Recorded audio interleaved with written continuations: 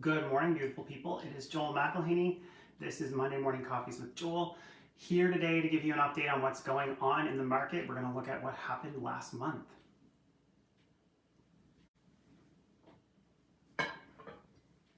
So as you know, I've been talking about this market, and it is a very competitive market. So let's see what happened last month. The number of homes sold through the MLS system to the St. John Board was 147 units in April of 2023, and that was down by 32.9 from April of 2022. So home sales were 25.4 below the 5-year average and 18.3 below the 10-year average for the month of April. On a year-to-date basis, the number of homes sold is 495 units for the first 4 months of the year. This was a decline of 33.6 from the same period last year. So I always like to see what our board president has to say, and this is a quote from him. Homeowners may have been reluctant to put their properties on the market in recent months due to the availability of attractive replacement options. As a result, the number of sales in April continued to feel the effects of low supply. Again, Kevin Donovan, president of the St. John Board, he goes on to say that despite the number of properties for sale increasing to its highest level since late 2022, it is still only slightly above 1/3 of the 10-year average for April.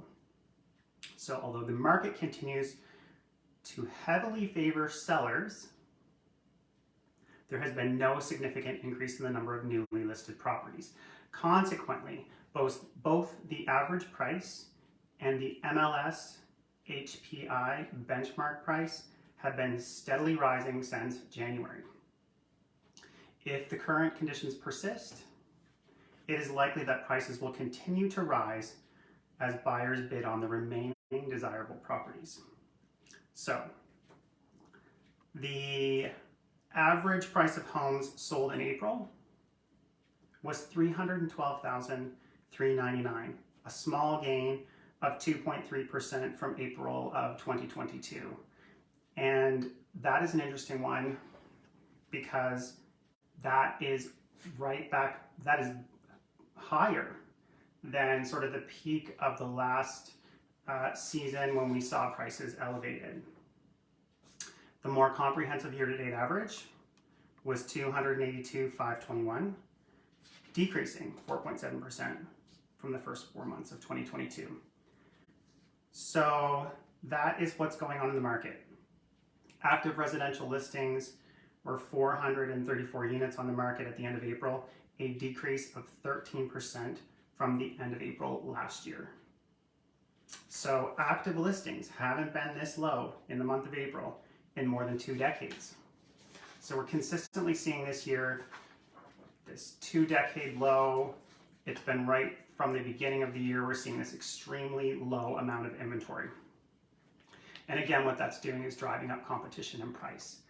So that is what I'm seeing in the field. We're seeing listings get, upwards to, I heard the other day, a realtor on something I was bidding on with one of my clients, 22 offers on a specific listing.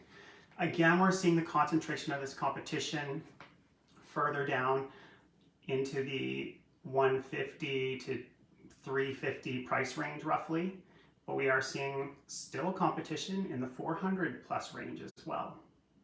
So it's really interesting what is happening right now.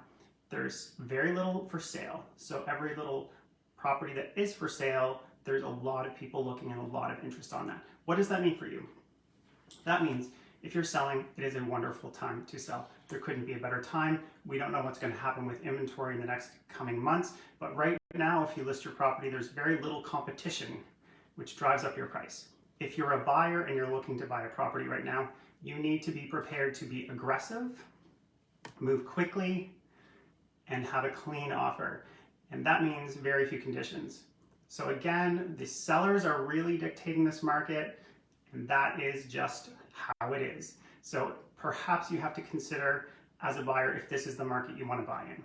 That being said, the longer you put off buying, we're seeing our average price climb more and more. So you could actually be losing the longer you wait. So it's always this balance of things to consider. As always, the best time to buy is when you can afford to buy, because no one has a crystal ball and we can't perfectly time the market. So I hope that was helpful. Until I see you next week, keep being awesome.